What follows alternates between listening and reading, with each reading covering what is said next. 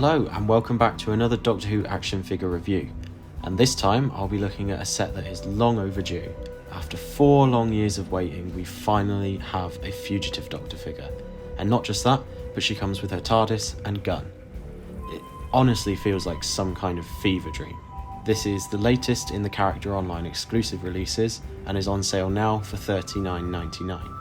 So before I get into the figures, let's take a look at the packaging. So, taking a look at the packaging, we've got the 60 Years Style Guide previously seen on the non-limited edition Sonic Screwdriver last year.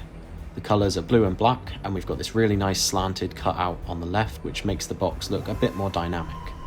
Thankfully, Character have also included a plastic window this time instead of the figures being exposed to the elements. Looking at the front, we've got a nice big window in the middle to show off the figure and TARDIS. We've got the logo on the slanted edge on the left, and a graphic of the TARDIS and name of the set at the bottom. There are 4 diamond pop-outs, which say the contents of the set and the scale of the figures, and a nice big red one near the bottom, which tells us that this is a Character Online exclusive. Notably, there is no gold limited edition sticker present, much like the Regeneration set, so it's unclear how many of these have been made or if they're a limited run. On both the left and right hand side of the box, we've got all the same information and 2 more nice windows to get a better look at the TARDIS. On the back, we've got no images, but we do have an extensive blurb about the Fugitive Doctor and her appearances in the show. I'll start by taking a look at the Doctor. So here she is, finally, the Fugitive Doctor in all her glory.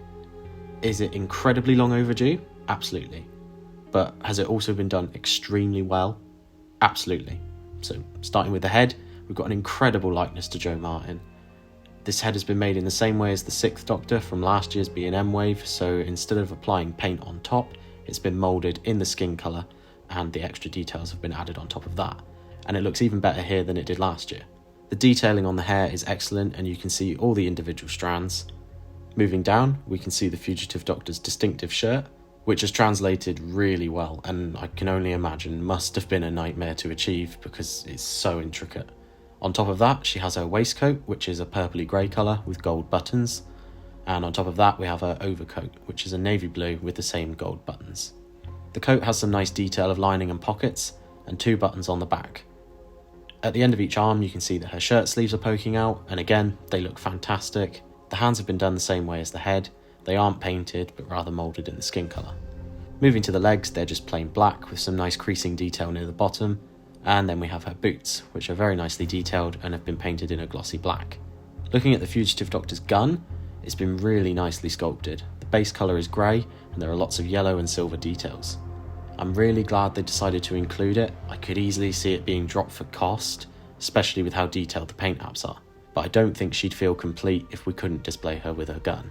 Overall, this figure is absolutely terrific. I'm over the moon that we've finally got her, and I'm also glad we can finally stop asking. The only other thing I'd like to mention is the reused parts for this figure.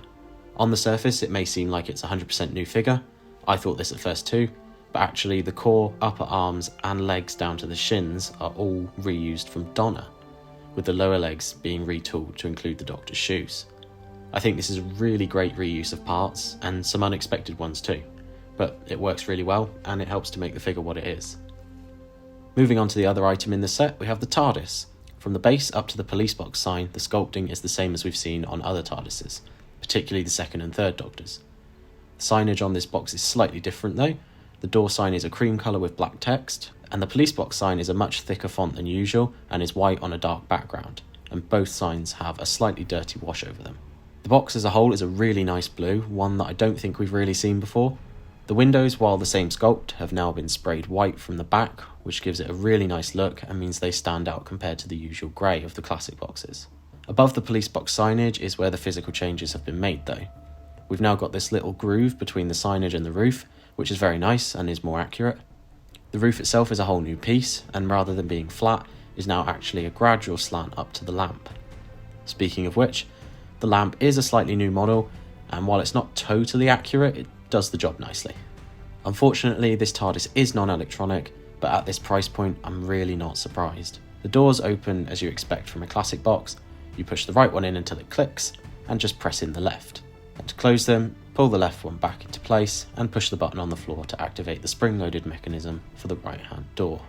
As usual with the classic boxes, there is no interior card installed. However, included in the box for the first time ever is a cardboard interior card for you to cut out and install yourself. I'm really pleased with this, and although the usual people online have moaned that you have to install it yourself, I think they're forgetting that character didn't have to include it. They never have before, so actually more effort has been put in for this release. And overall, this TARDIS is a really nice addition, and it looks fantastic with the background installed and on display with the Doctor. Looking at articulation, the Doctor's head can turn side to side, there's a 360 at the shoulder, bicep and wrist, as well as a bend at the elbow. The waist can turn, her legs can kick forwards and out to the side, she has a 360 at the thigh, and finally a bend at the knee. Overall, I am so thrilled with this set. The Fugitive Doctor has been number one on my figure wish list since she first appeared 4 years ago. To finally have her is almost unbelievable. And in my opinion, I'm glad the time was taken to get her right, rather than rushing a mishmash of parts together that might not have been anywhere near this good. I hope this means that we might not be too far off seeing a Sacha Dhawan master, but maybe that's just wishful thinking. Anyway, thanks very much for watching, and I will see you sometime later in the year for more reviews.